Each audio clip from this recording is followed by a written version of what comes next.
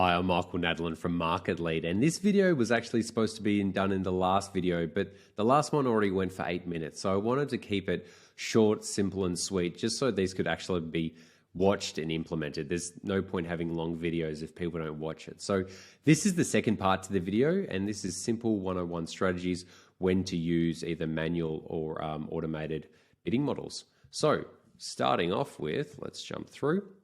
Lead generation bidding strategy. So these are what I use. This is per campaign. So I've just noted this down here, per campaign over a maximum 30-day period. If less than 30 days, keep going until achieved. So leads, if you're getting 0 to 10 leads, keep it on manual cost per click, which is manual. You just have more control over the search term data, the queries, everything there. When you have more control over there, it means you can filter out the rubbish, and then you have more confidence that the traffic's better. Once you've got about 10 leads, put on enhanced CPC, which means that there's a bit of automated bidding, which will bid up a bit higher for any term that Google thinks that you'll be getting a better chance of getting a lead. So that's leads 11 to 30, and then leads 30 plus per campaign. I moved to target CPA or maximize conversions, which is now the automated model. The benefit of doing it this way is when you're getting from leads 0 to 30, you're going to get a lot of traffic through, which will also show you a lot of search terms that are not relevant, which you can add to your negative keyword lists. You don't want to be on an automated bidding model when you don't have control over the search terms and spending 5 to 10x a cost per click on something that was just rubbish from the start, which you would have been able to pick up earlier on. Now, jumping to the next one is shopping and e-commerce bidding strategies. Now, these will change as the platform changes, so don't hold me accountable for this for too long. So for standard shopping, I still do sales 0 to 10 manual cost per click. And then once again, similar to lead generation, sales 11 to 30, enhanced CPC. And then from sales 30 plus, I'll use Target ROAS automated. And once again, this is per campaign over a maximum 30-day period, less than 30 days.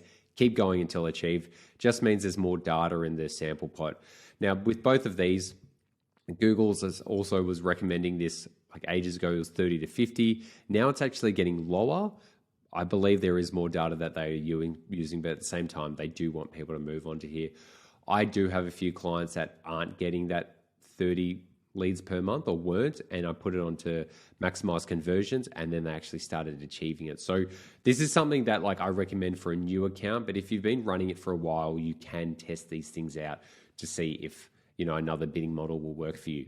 Now, you know what time it is. I'll keep this short. Like, comment, and subscribe to keep up to date with the latest and greatest Google Ads and paid ad news.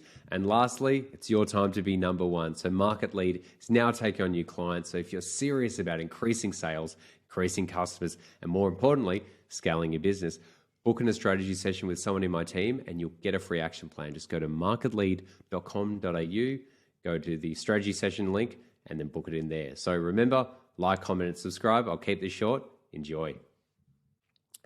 The next one is for Performance Max. So this will change as the platform changes. Now, this is changing so fast that this is probably out of date by the time I release this tomorrow.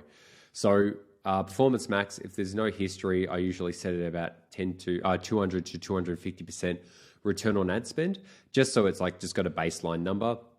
If you've been running shopping campaigns in the past, being it smart shopping or standard shopping, I usually just do the ROAS about 50% lower. Now, the reason why I do it lower is it means that there's more room for Google to prospect, because if it's going for a certain goal, it's trying to reach that, but it's also like trying to cut out traffic. So what I do is, if, for example, if a client was achieving 400% return on ad spend, I would start to set off at 350.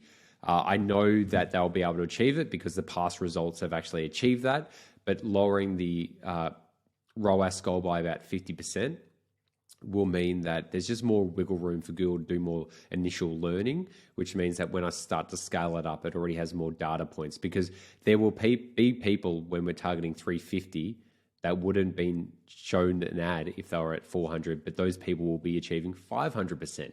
Now, it seems silly, but this is just what tends to work.